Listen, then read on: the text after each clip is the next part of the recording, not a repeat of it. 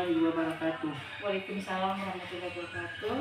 Perkenalkan, nama saya Syafrul Mahmud, NIM 25221111004, semester 1 Program Studi Pendidikan Bahasa dan Sastra Indonesia, Universitas Muhammadiyah Kupang. Terima kasih atas kesediaan Ibu telah meluangkan waktu untuk mengikuti wawancara ini. Pada kesempatan ini saya akan melakukan wawancara untuk menggali informasi mengenai profesi guru sebagai salah satu pilar utama dalam dunia pendidikan.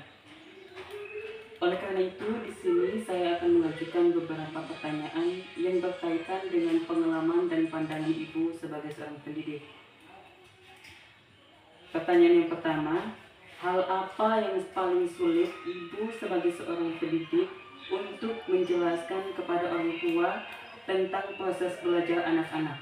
Oke, baik. Terima kasih atas kesempatan yang diberikan kepada saya untuk diwawancarai mengenai tentang profesi guru atau dalam proses pendidikan dalam hubungan pendidikan di sekolah.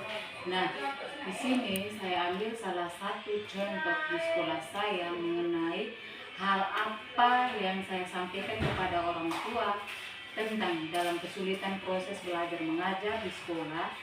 Di sini saya mengambil salah satu contoh di sekolah saya, yaitu hal sulit yang saya dapatkan dan saya ingin sampaikan kepada orang tua tentang proses belajar mengajar di sekolah saya. Hal yang pertama adalah belajar bukanlah sebuah garis lurus atau yang disebut linear, tapi melainkan sebuah proses yang dinamis dan personal. Saya sebagai guru sering menekankan bahwa peserta didik harus lebih giat belajar agar kemampuannya meningkat dalam belajar. Tanpa belajar, peserta didik tidak bisa melakukan apa-apa. Jadi anak-anak harus kita tekankan belajar agar anak-anak bisa mengerti dan bisa memahami dan bisa mampu menggali sesuatu yang tidak pernah mereka pahami dan tidak pernah mereka ketahui tentang proses belajar mengajar. Oke, terima kasih Bu. Merasa lelah secara emosional karena tuntutan profesi guru.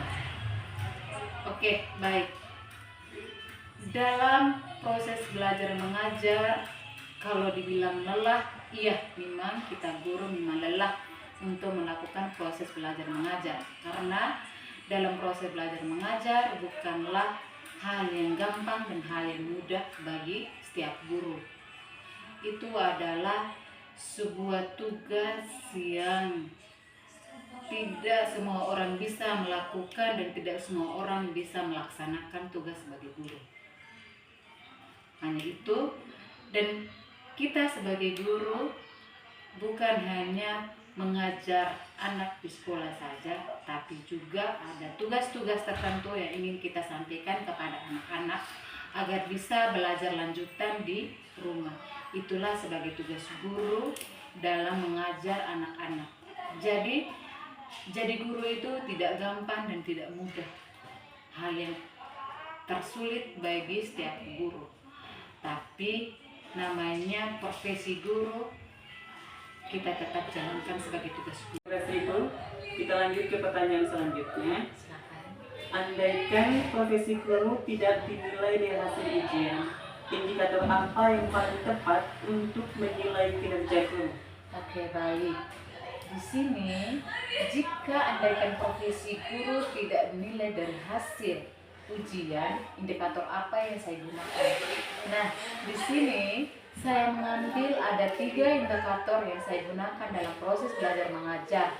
Tetapi itu pun jika ujian dihilangkan sebagai tolak ukur utama, saya sebagai guru akan mengusulkan 3 indikator yang saya lakukan.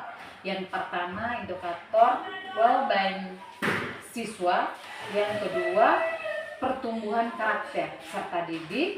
Yang ketiga, keterlibatan. Nah, yang ketiga ini keterlibatan itu kita bisa gunakan keterlibatan dari guru, keterlibatan dari orang tua, tua. Nah, tanpa kita libatkan guru dan orang tua, anak-anak tidak bisa melaksanakan indikator khas keberhasilan belajar mengajar tersebut. Jadi kita harus melibatkan guru dan orang tua. Di sekolah kita libatkan guru, di rumah kita libatkan orang tua. Tanpa tidak kita libatkan orang tua, maka anak-anak akan terlalai untuk proses belajar mengajar. Oke, hanya itu yang saya sampaikan tentang indikator tersebut. Baik. Oke, terima kasih Bu. Mungkin ada pertanyaan lanjutan? Dan demikian wawancara ini saya akhiri. Terima kasih kepada Ibu. Demikian